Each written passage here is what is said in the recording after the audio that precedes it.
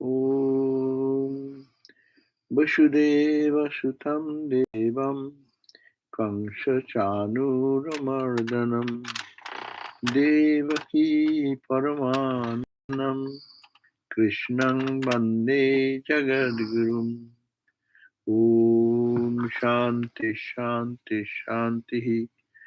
We salute Bhagavan Sri Krishna, the son of Vasudeva, the destroyer of the demons Kamsa and Chanura, the dear darling of Mother Devaki, and the Guru of the entire universe.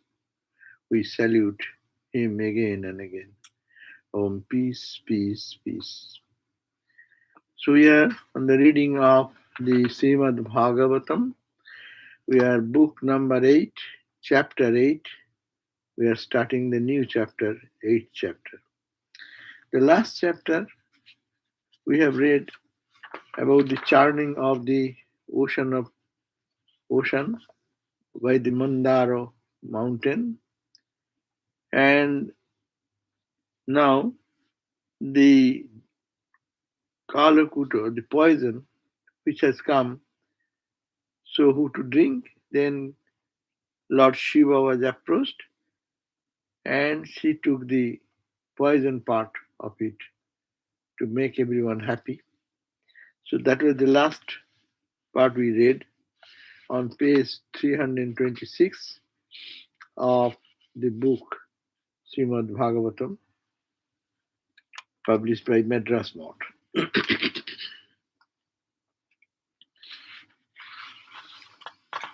And last we read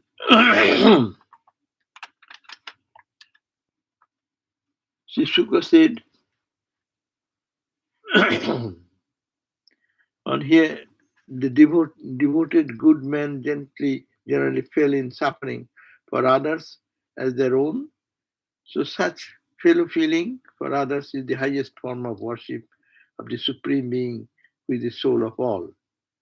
On hearing about it, high encomiums were bestowed on this act of worshipful Shambhu, who is the Lord of Lords, by all beings, by Sati Devi, the daughter of Daksha, by Brahma, by Narayana, the Lord of Vaikuntha.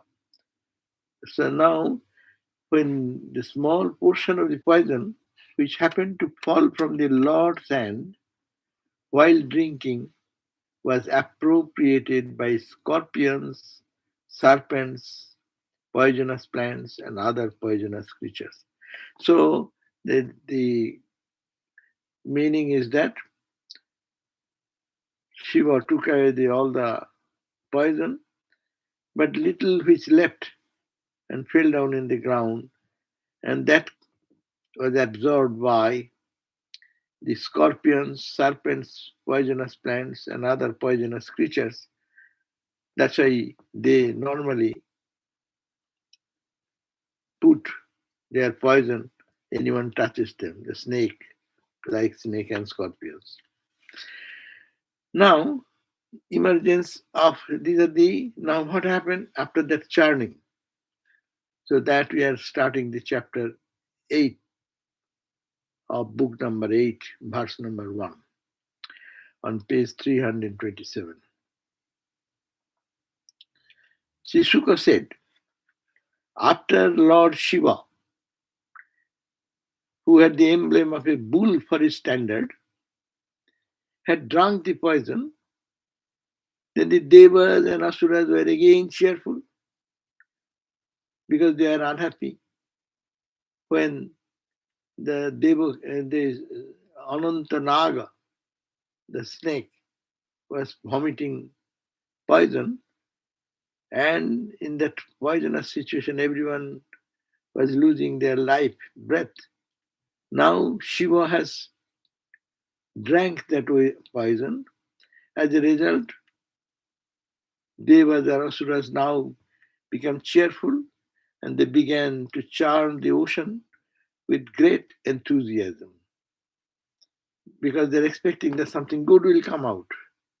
Poison has come which is not expected. This is also a beautiful philosophy. Whenever you want anything to do, good and bad will come together. So here, bad came, and the asuras and gods, they are upset with that, and they're almost losing their all strength. Now the poison is gone. Now they can cheerfully engage in the churning of the Mandara mountain. Now, as a result, what happened? Now come out from the ocean Kamodhenu. So when the churning, now the good things are coming out. Because of that, the heavenly cow, it is called Kamodhenu, is called the heavenly cow that eats all that one wants. It is said that Kamodhenu is such that you ask anything from that cow and you will get everything, whatever you want. You ask for anything, the cow, mother cow will provide that. That's why in India, so much of respect for the cows come. That is the heavenly cow. It yields all that one wants. The rishis who are specialists in the Vedas and the rituals inculcated by it appropriated this cow, so useful for Agnihotra and other Vedic jagnas, which enable one to gain the heavenly realm. So rishis who are very much expert in the Vedic wisdom and the rituals which is inculcated in the Vedic rituals, appropriated this cow. This cow means this Kamadhenu, so useful for Agnihotra or other Vedic jagnas, which enable one to gain heavenly realm, because it allowed it to go to heaven by why? By doing jagnas. But how will jagna will be done unless there is some butter, clarified butter, ghee? And the ghee will come from where? If there is no milk, milk will come from where? It comes from the cows. So from the very beginning of the history, this cow has been looked upon in a different way. So now, but this is not an ordinary cow. It is called the Kamodhenu, which came, and that yielded all the rishis in the past, and they worshipped this mother cow, gave the milk, and from that they performed the Agnihotra jagnas, which enable them to gain heavenly realm. So, for the cow yields milk and butter, which is required for the preparation of pure habis and the offerings to the devas made in the sacred fire. So, it is this milk, because it's essential, so the cow came first as the Kamodhenu. This is more powerful than not only giving the milk, she can give anything the devotee wants. Next came out the horse, whose name is Uchchaishravas, white like the moon. So these are divine things, one after another, coming out of the ocean, churning of the ocean. So first came Kamodhenu, next came Uchchaishravas, white like moon. The Asura Bali liked to have it. On the Lord's advice, Indra wanted to get it but did not entertain any desire for it. So, first, Indra, the god of gods, he wanted to have them, but the Lord advised him and he showed no interest. So, the Bali, who is the king of the Asuras, he got it.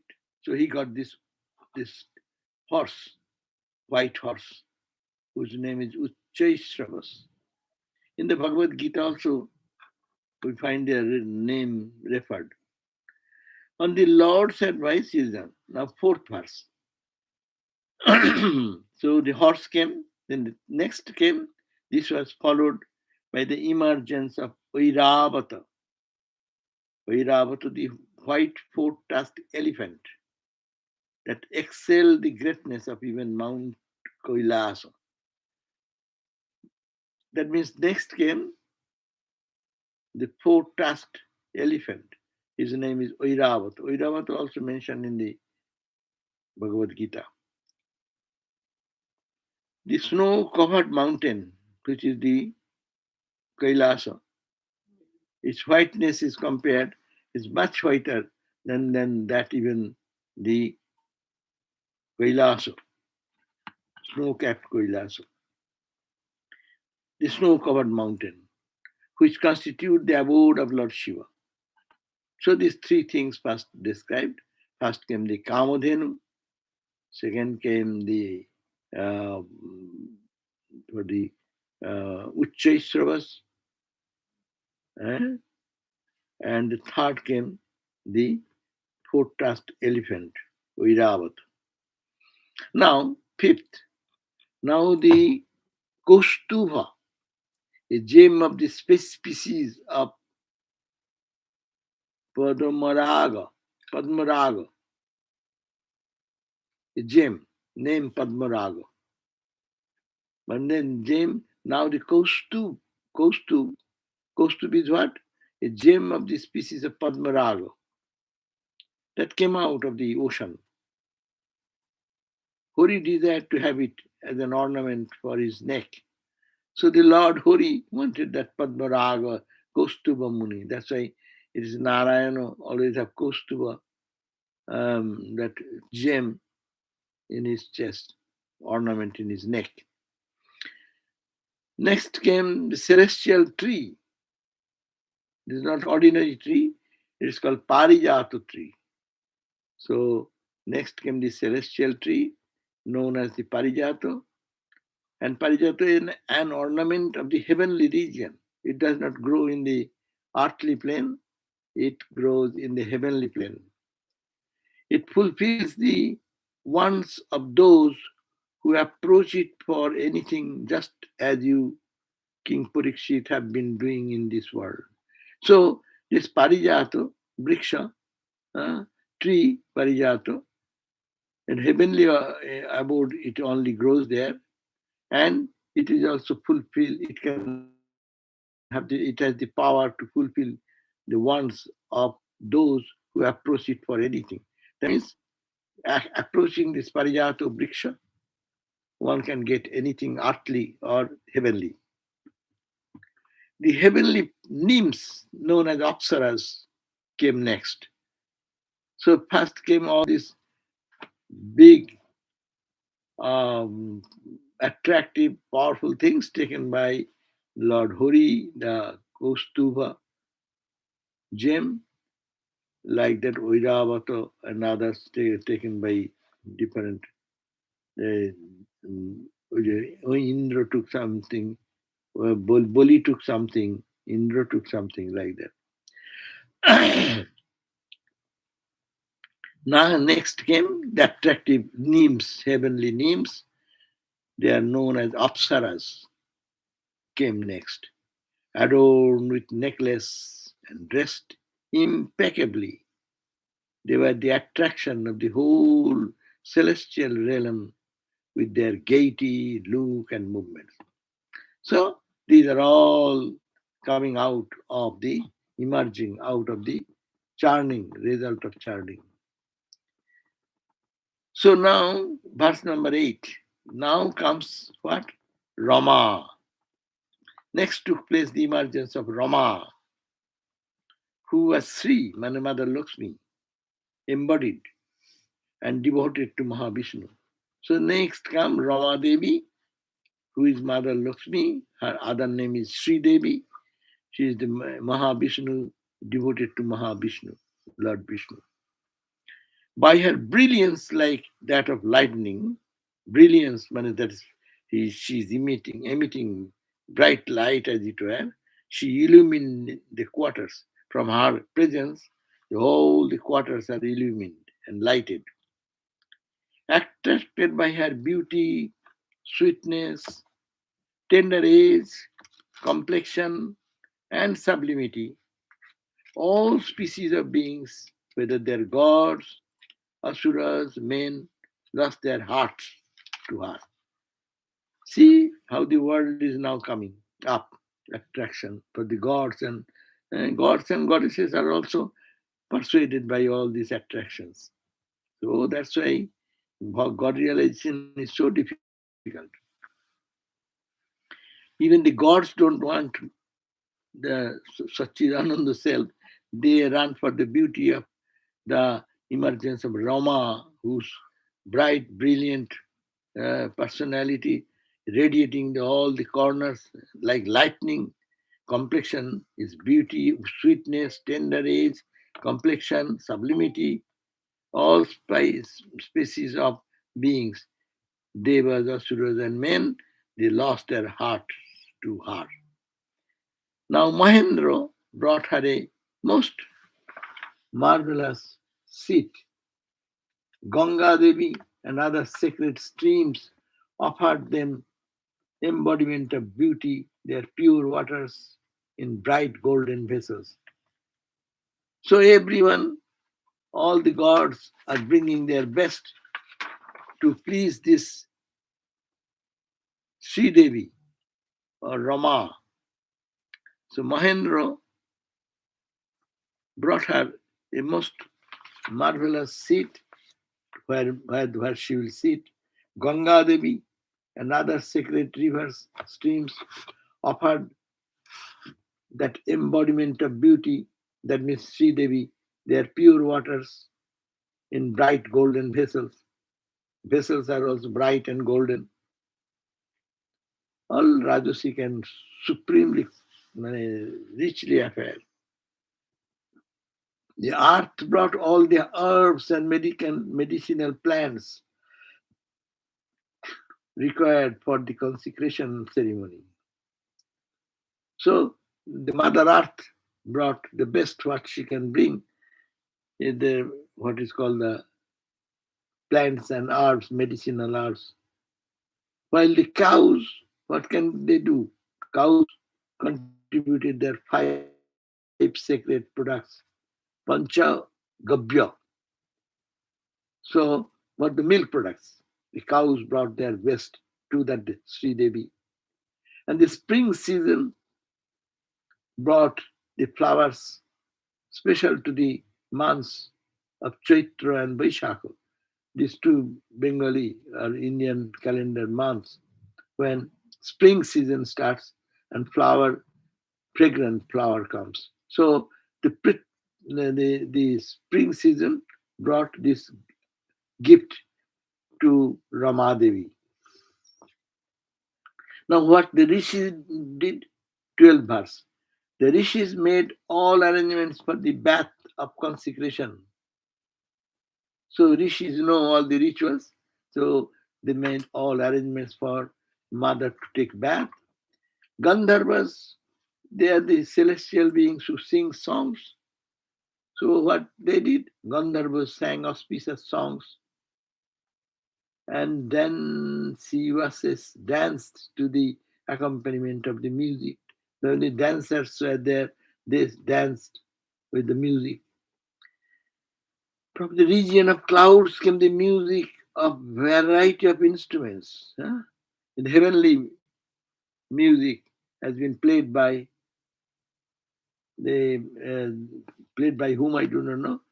But the region of clouds came from the region of cloud came the music of a variety of instruments: mridanga, drum, cymbal, tabor, trumpet, conch, flute, and veena. That is the realm of Gandharvas. So Gandharvas, they sang the auspicious song, and the dancers danced to the accompaniment of music, and from the cloud came the music of a variety of instruments: mridanga, drum, cymbal. That means everywhere, everyone is trying to contribute their best to the mother, Sri Devi, Rama. 14 verse. The elephants of the quarters, now what is their duty? Elephants will put water with the tusk. So the elephants of the quarters now poured pot full of holy water over the Devi who is putting a lotus in her hand. So the Devi sitting with a lotus in her hand, and these elephants are with the trunk pouring waters from all the sea, all the sacred rivers we read just now, pouring on her to give a ceremonial bath of consecration. While holy men, those who are holy people, they started chanting Vedas, Vedic chanting. 15. The ocean offered her a pair of yellow silk. The ocean offering a silk for her wearing, while Varuna presented the floral wreath. And that floral wreath, what is floral garland probably? Vaijayanti, Mala. So Varuna Dev, the god of rain, he presented a floral wreath, whose name is Vaijayanti, round which intoxicated honey beetles hovered. Is such beautiful flowers, made of such beautiful flowers, that the honey bees all started hovering around the garland. Prajapati, 16 verse. Prajapati Vishwakarma who creates this universe, the engineer devata, offered various ornaments. So he created many ornaments and offered it to Sri Devi. So every goddesses are offering their best what they can give to the Mother Divine, Sri Devi. Devi Saraswati gave a necklace. Brahma gave a lotus. And serpents' earrings studded with precious stones. Because serpents carry in their hood probably that precious stones and gems. So Brahma gave lotus, serpents gave earrings, which is studded with precious stones. Devi Saraswati gave a necklace. Now, 17, with the floral wreath surrounded by the honey beetle in her hand and her ear pendants reflecting their glow from her neck cheeks, the Devi got up with a bashful countenance, seeking a worthy person whom she could put the garland. Now, she wants to marry someone, being worshipped by all gods and goddesses like this, and adorned with the gold, jewel, etc., etc. And she took the garland in her hand and wanted to find out who she can offer and accept him as her life mate. So the Devi got up with a bashful countenance, and she's seeking a worthy person upon whom she could put the garland. 18th verse. Now endowed with a well-formed and well-proportioned chest that were decorated with saffron powder and sandal paste, and an abdomen tender and set. She moved about here and there like a creeper of gold, producing a delightful murmuring sound from her neck anklets.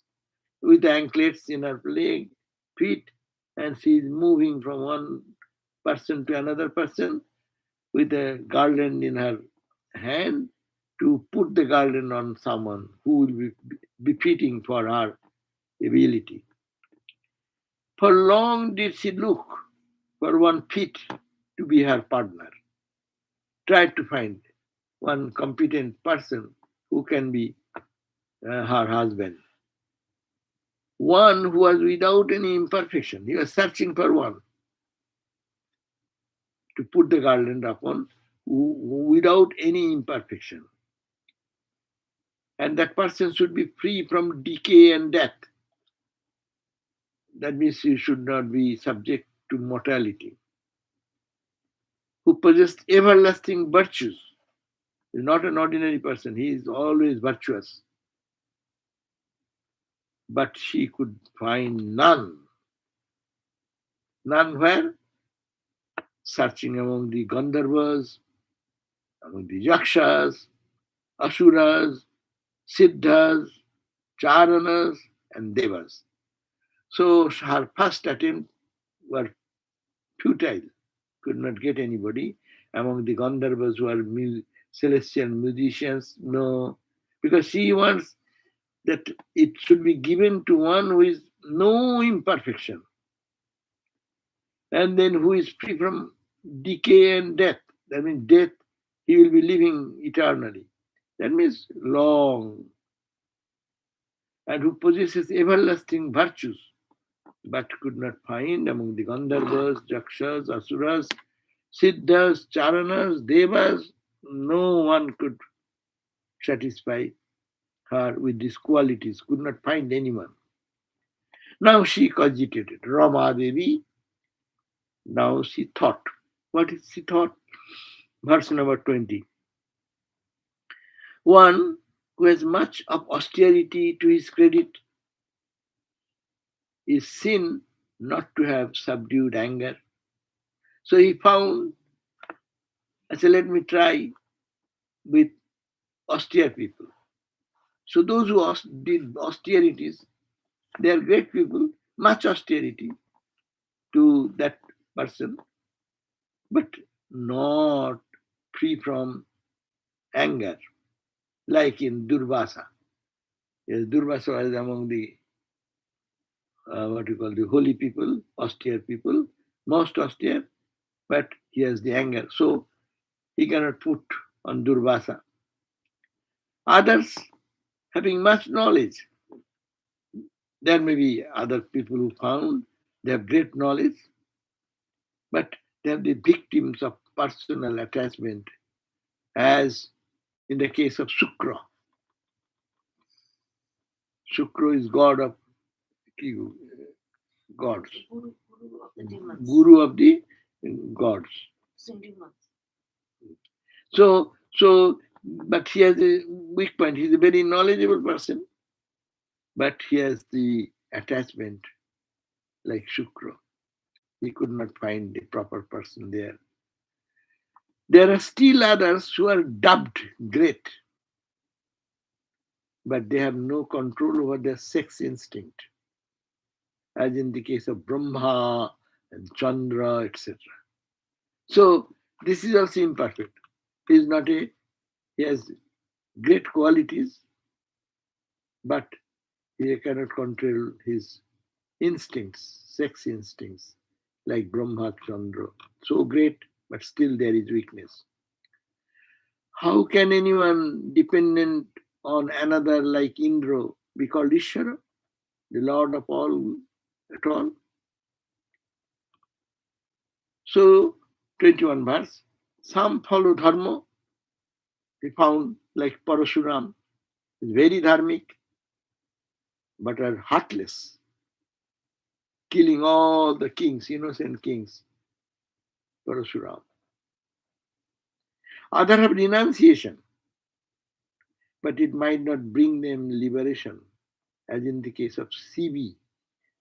CB's story is there, but I do not know, but I heard, I forgot.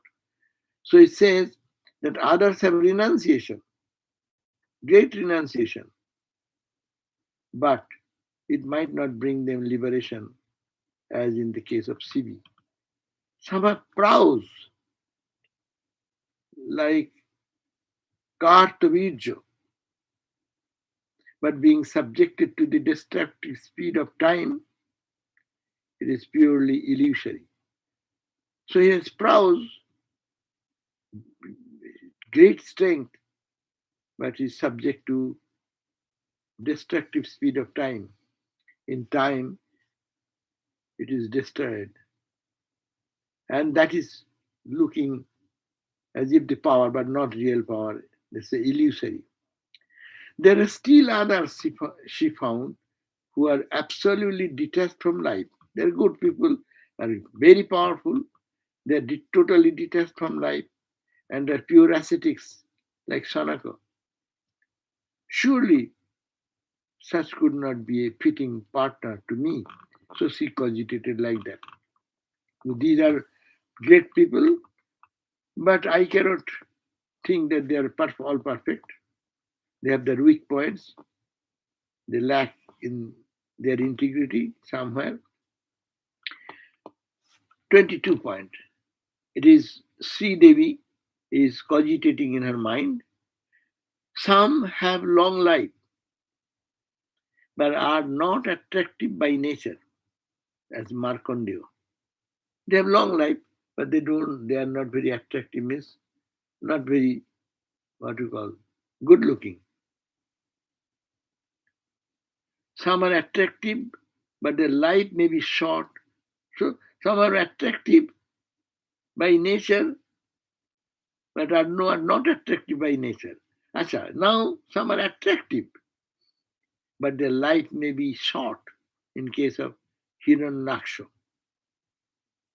Some have both attractiveness and longevity, follow ways of life that are repulsive, as in the case of Rudra.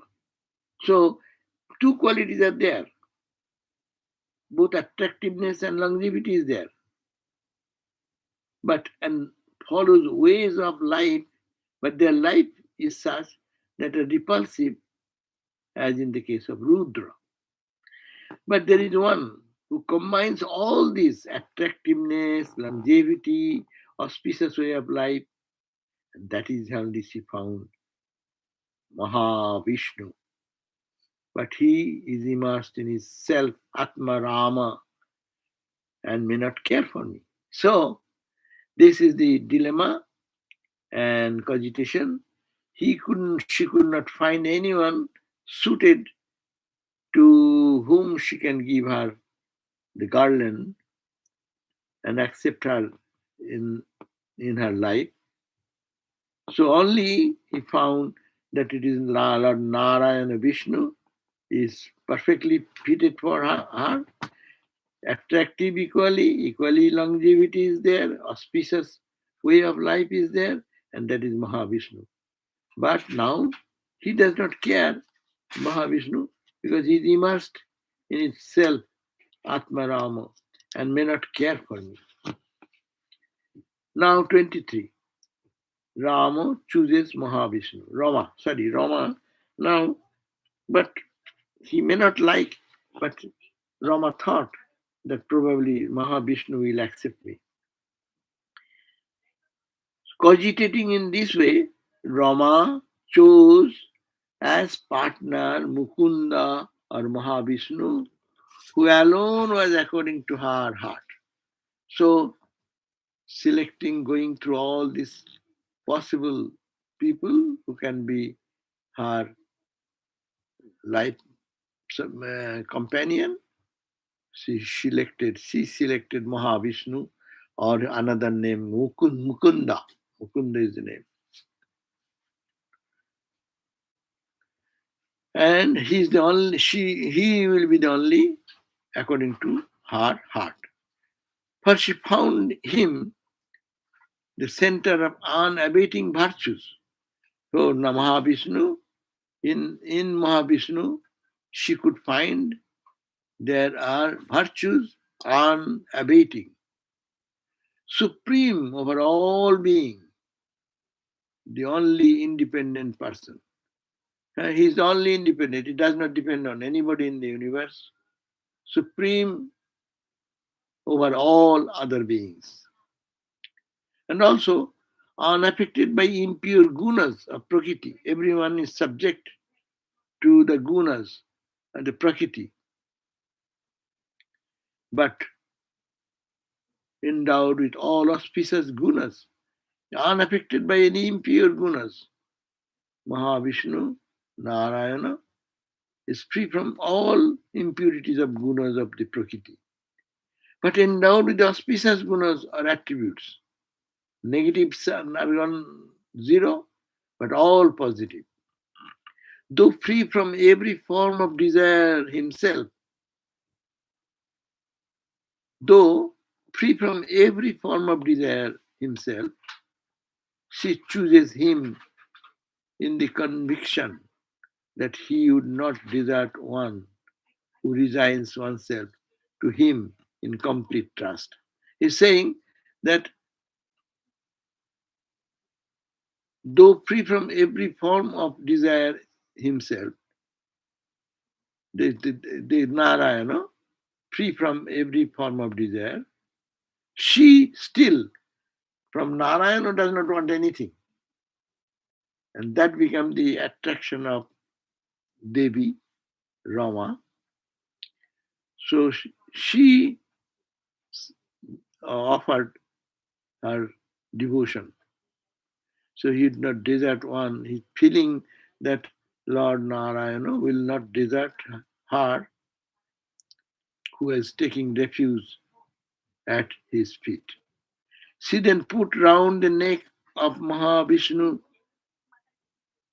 the most attractive garland made of choice fresh lotuses surrounded by the humming honey beetles and stood looking at him with her eyes blooming by her bashful smile. So now he approached Lord Mahavishnu and he put that garland made of beautiful flower we have just heard before. And the blossom flowers are such beautiful that the honey beetles are there. They stood looking at him and her eyes blooming by her bashful smile, as if asking for the chest of him to be offered as her residence. So she, Rama, uh, offered the garland, thinking that by grace, asking that please accept me. The worshipful Lord Vishnu, the father of the worlds, assigned his chest, the most sublime of regions, as the resident of for Sri Devi, the mother of the universe, and the source of all power, glory, and prosperity. So Narayana, the Mahavishnu, allowed his chest, which is the sublime region, most sublime region, as the resident of Sri Devi. That is in the heart of Mahavishnu. Sri Devi is the residence of Sri Devi. Who is Sri Devi?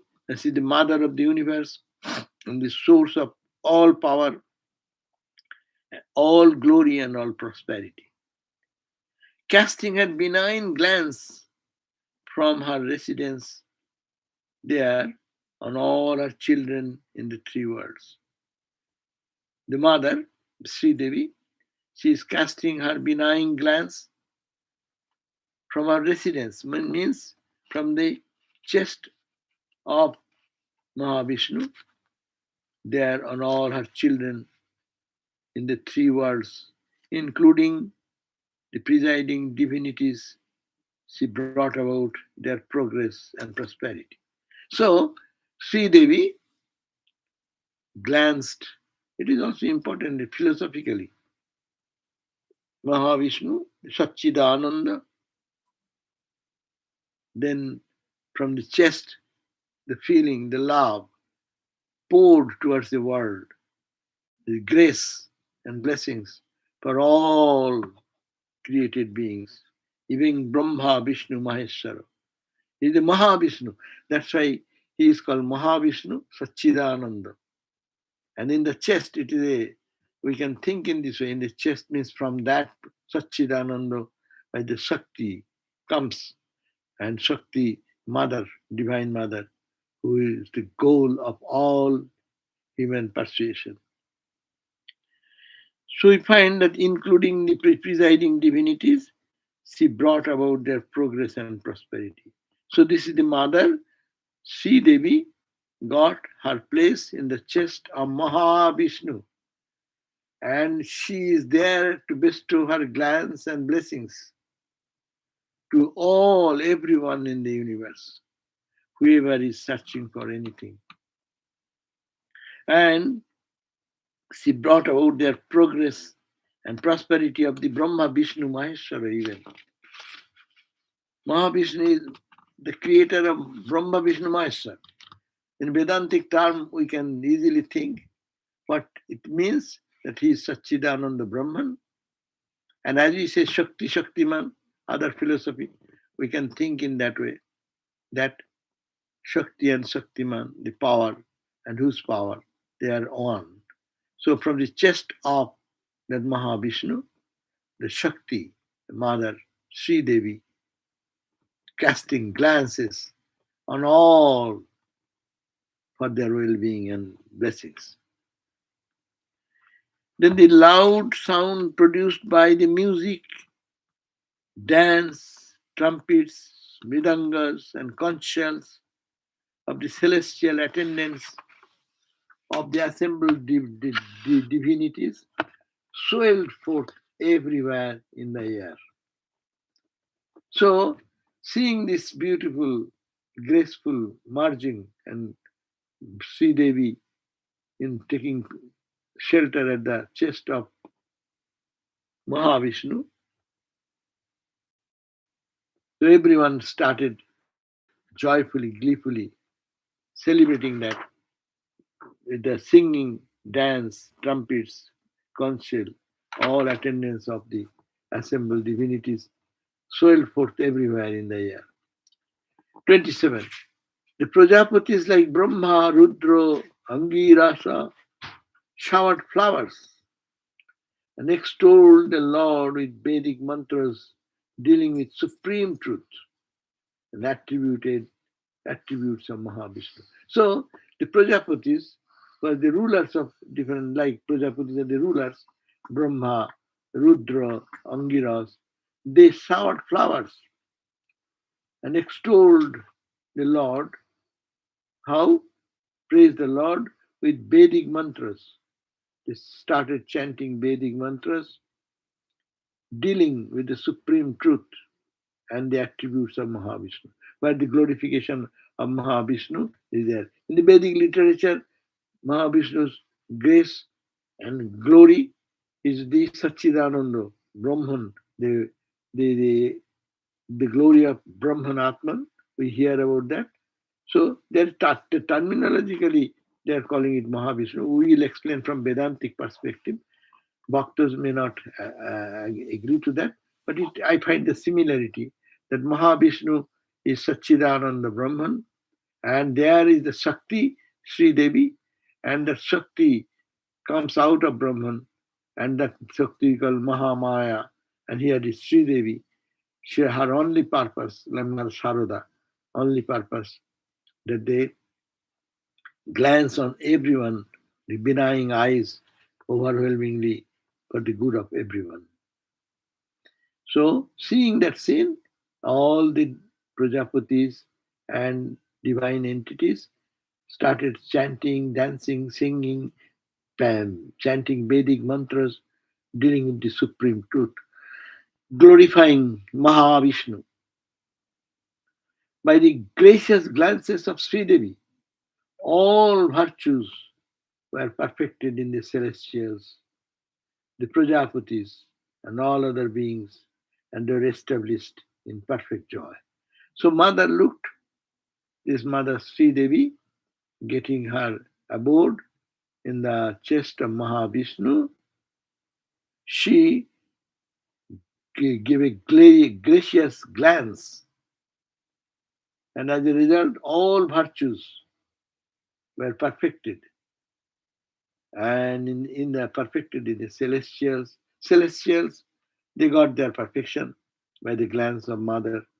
Prajapatis, Brahma, Vishnu, they also got fulfillment of their all the needs of their heart. All other beings established into perfect joy. So everyone became joyful, joyful, joyful. Now the Daityas and Danavas, abandoned by Sri, lost all higher qualities like courage, modesty, enthusiasm, and propensities like greed, gain the upper hand in them. So now all the good qualities as if has come as Sri Devi, churning of the mountain, ocean, churning of the ocean, and all these good qualities, Ma then glanced at the gods and heavenly abode, those who are residing in the heavenly abodes, and good people. They got filled with joy and happiness. But the Daitas and the Danavas, that means the Asuras, they abandoned by sea. Mother left them. As a result, they lost all their qualities. What were the quality of demons? Their courage, their modesty, their enthusiasm, and propensities like greed gained the upper hand in them. So they lost their all good qualities and they become an embodiment of evil or negativity. So this is the effect of Mother Rama, who appeared out, came out from the ocean, churning ocean. Now, emergence of Baruni and Amrita, Amrita the nectar. 30th verse. Next appeared Baruni, the presiding deity of liquor, in the form of a lotus-eyed and handsome girl. So after Sri Devi, then appeared what? Baruni, in the presiding deity of liquor. Liquor means, yes, wine, liquor. Their presiding deity is called Baruni, in the form of a handsome girl. Permitted by Hari, the Asuras took possession of her. That means they are attracted to her and they took that. Their mindset is not in other thing, but mind is polluted.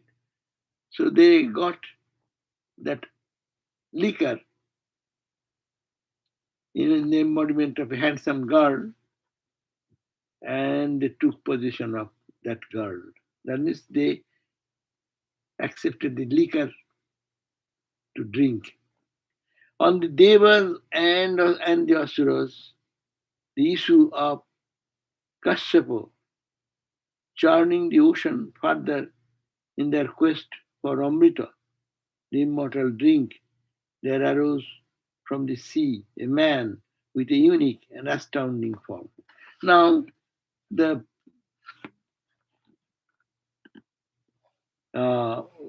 liquor is come, that has been taken by the Asuras, demons, and the Devas and Asuras, on the Devas and the Asuras, the issue of Kashyapa means churning the ocean further in the quest for Amrita. They're thinking Amrita, when the nectar will come, they are continuing churning. There arose from the sea, ocean, a man with a unique and astounding form. So both the Devas and Asuras, they saw that one astounding personality came out in a man form after the Asuras took away the handsome girl carrying the liquor. Now 32. That man's his hands were long and stout, his eyes reddish in tinge, his neck resembled a conch shell, blue in complexion, young in appearance. He was bedecked with garlands and various kinds of ornaments. So he's giving the description that when the Devas and Asuras were waiting for the nectar to come, and at that time, immortal drink will come. That time they saw there arose from the ocean a person, a man, unique and astounding form, Hands are long and stout. His eyes are reddish and in tinge. His neck resembled a conch shell, blue in complexion, young in appearance. Also, he was bedecked with garlands and various kinds of ornaments. 33. Having smooth and curly hairs, and a beautiful looking man came out of the ocean. Broad chested, handsome, and he wore yellow cloth, and his strides resemble those of a lion. So he's a very powerful person, looking handsome, and with beautiful ornaments around his body, strong, built, long-handed person. He appeared.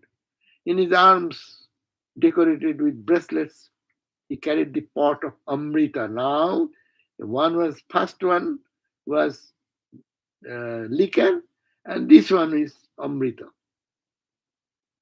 So this man is carrying that Amrita, vessel of Amrita. The other man was carrying the pot of liquor. Now they have in his arms, decorated with bracelets, he carried the pot of Amrita, the nectar. What was the purpose of churning this? He was Dhanvantari. Dhanvantari means an incarnation of the part of Vishnu, who is noted for promulgating Ayurveda. Dhanvantari means a science of health, and who is entitled to share in the sacrificial offering. So, Dhanvantari, he was Dhanvantari. Dhanvantari means anyone like a doctor, big doctor, he can heal and cure and bring back to life. Dhanvantari. Dhanvantari, an incarnation of a part of Lord Vishnu, who is noted for promulgating Ayurveda, the science of health, and who is entitled to share in the sacrificial offerings. Seeing him emerges the Asuras, who entertained desire for all things, took away from him all of a sudden the pot containing the Amrita. Bah. Now, Asuras saw this man carrying the pot of nectar, Amrita. They suddenly entertained desire for all things, took away from this man all of a sudden the pot which was containing the Amrita. When the Asuras thus carried away the vessel of Amrita, the Devas in great distress took refuge in Sriori. The Devas have nothing to do. They go and take refuge in, oh Lord, Hori, what shall we do now? The net result of our Amrita has been totally taken away by the Asuras, and they are running away. On seeing the forlorn condition of the Devas, the Lord, the grantor of the prayers of the devotees, said to them, do not be sad. By my Maya, I shall achieve your end without anyone knowing about it. So don't worry, I will play with my Maya Shakti. I will play in such a way that no one will understand that, but you will reach the objective of your goal. 38. Meanwhile, O king, there arose a quarrel among the Asuras, all of whom desired to have the Amrita. Now, the struggle started among the Asuras itself. Who will take, how much they will take. So there is a quarrel among the Asuras. So each one of them claimed, I shall have it first, not you. And they began to quarrel among themselves over this question.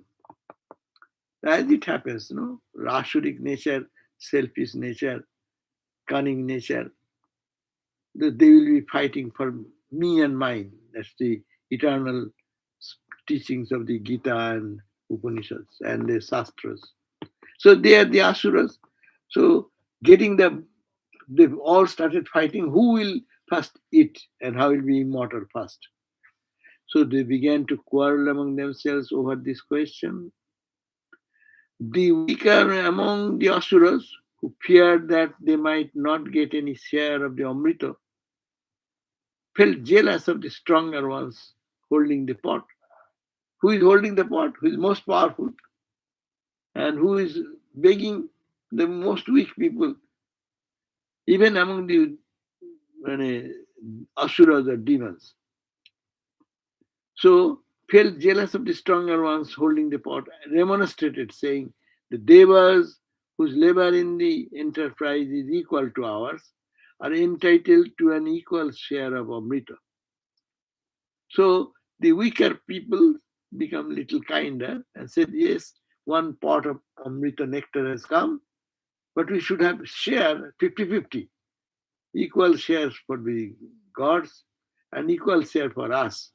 Just as the master of the sacrifice and all priests participating in a Satra Jagna, Jago, get their due rewards. This is the law, eternal law. So the weaker among the asuras who feared that they might not get any share of the Amrita. The big guys will eat fast and they will be immortal and we will not get anything. Then they brought this argument, hey, it is not proper. In the Jagna practice, everything should be shared half and half. And Asuras and Shuras, we chant the mountain and the ocean. As a result, this has come. We should share 50% of that. Among the Asuras, one group, weaker group, who will think that they are deprived totally, they supported this idea and told the powerful people who are holding the pot of nectar. Now, 41 verse. While matters stood thus, the all-powerful Mahavishnu, who was the master of art of devising means for achieving any end, however difficult, he assumed the form of a woman, so wonderful that it defies description. Her complexion was like the color of an extremely attractive blue lotus. Every limb of hers was handsome. Her ears, with appropriate ornaments, were exactly alike in formation. She had shining cheeks and high nose. Her breasts, indicative of her blooming youth, were all rounded and proportionate, and her abandonment in the contrast seemed very and her abdomen in contrast seemed very thin. The humming bees, which were attracted to her face by the fragrance of her breath, often made her eyes shrink in fear. That means she's so beautiful and also so fragrant, sattika. So even the bees are thinking it is flower and touching the mouth or face. So the eyes were very shrunk in fear. Her luxuriant braids were decorated with blooming jasmine wreaths, while necklace adorned her handsome neck, and armlets her attractive arms. So armlets and all the beautiful of golden things are there, necklace is there. Her hip, extensive like an island, were draped with a silk cloth over which there was an encircling girdle of great brilliance, while well-fashioned anklets added to the beauty of her slow and attractive movement of her feet. So Lord Mahavishnu now played a trick that she appeared as a Mohini, an attracting lady. And all the description is given here by Bhagavatam. By her frequent glances, accompanied by the movements of her brows, caused by her bashful smile, she roused gusts of passion in the minds of the Asura leaders. So, seeing her, they all got very much attracted, and he was getting passionate about getting her or something. Here ends the 46th verse and ends the chapter 8. Next day, we shall read the chapter 9. Asuras deprived of Amrita. How this lady appearing and then make them forget everything and run after that, and then the pot of Amrita will be taken away by the gods. Anyhow, so this is the chapter ending of the chapter 8. Thank you all for listening. I just read the book and probably in a way to understand what Bhagavat is talking about. The same attraction, the same maya, the same attachment. That is the Asura. Asura is in us. So Asura and Sura, always conflict is going on. And Asura, always there is a risk of falling in any trap of that. And that is the Maya Shakti of Mahavishnu. And that is called, and Sri Devi, when becomes kind and takes away all blessings, and they become gods. And when it comes out of that goodness, then they become Asura. And they'll be lustful, greedy, and all these things. Okay? This is the spiritual aspect of the teaching, but this is a wonderful thing to know the stories of this emergence of Rama, Amrita, and Mohini in the chapter 8 of book number 8. Thank you all for joining. We'll see you all in our next class at 7:30, a synopsis of Sheta Satara Upanishad. Okay? Thank you.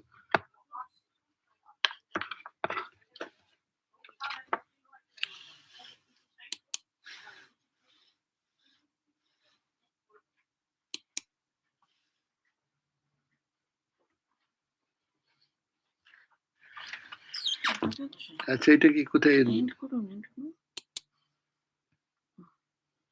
এইখানে লাগাতে হবে 1 2 46